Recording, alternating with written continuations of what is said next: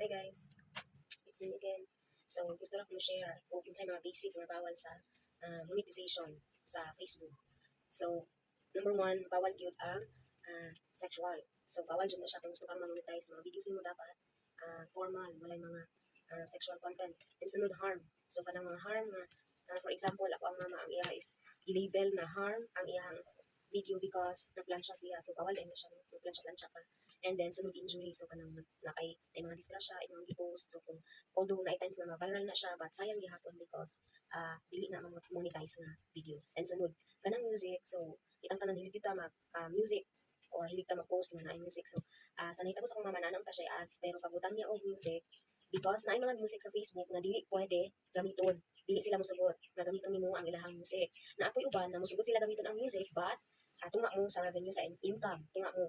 But sa nahitabo sa mama, ang mga music na iyang gigamit, dili mo sugod ang tag-iya sa music na iyahang gamiton. So nakabutang dito, nag-copyright, na copyright claim, so dili ka pwede, nag-violate na kaato. Sunod is ang content na copyrighted nga content, unya imuhang gisave sa imong cellphone, imong gipost sa imong Facebook. So na siya copyright claim, bawal po na siya. So nag-violate na ka sa Facebook rules sa monetization. And sunod is tanang image na gabalik-balik na image, wala gali mga pictures lang, imong gibutangan og mga music ba or unsa na diha, bawal gihapon na siya if you want to be monetized. And sunod kanang example, nag-post ka, it is from TikTok. Niya na TikTok sa nakabutang sa ubos or na mark watermark na TikTok. So dili na siya pwede. Mahimo pud na siya violation nimo sa monetization sa policy sa Facebook.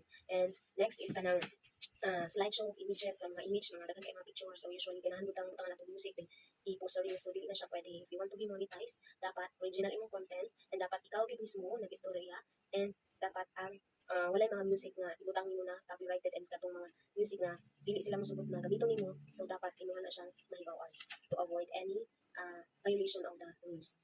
And kanang embedded ads, kanang mga ads nga butang sa Facebook and insert ra siya manually for Instagram ads. So dili na po na siya pwede, violation po siya and prohibited na mga behavior. So bawal din na siya nga mag-post ka and then mayon ka dito na please like my post, share ana, bawal din na siya na murag nag-solicit ka sa ilaha para sa engagement. So dili gyapon mo sugod sa Facebook ana. And bawal pud nang mag-post ka debated social issues, sa mga issue, usually mga social issues, mga politics, mga bawal pud na siya. So mga tragedy, conflict, mga death, physical injury, mental disabilities, mga illness, physical abuse, sexual abuse, emotional abuse, property damage. So daghan kay bawal ang Facebook guys. So mga strong language, explicit content. So dapat may bawal niya siya sa business help center sa Facebook para to avoid na naningala ka daghan kay kag followers, daghan kay kag engagement, daghan kay kag views, but wala ka na monetize because naa kay mga violations. And if you want to check kung naa kay violations, lantawa dito sa creator support, sa monetization, sa mga policies, and lantawon po nimo dito sa support inbox, and lantawon nimo kung naa kay mga alerts o nag-violate pa ka sa mga rules. So ang Facebook dito magpahibalo na siya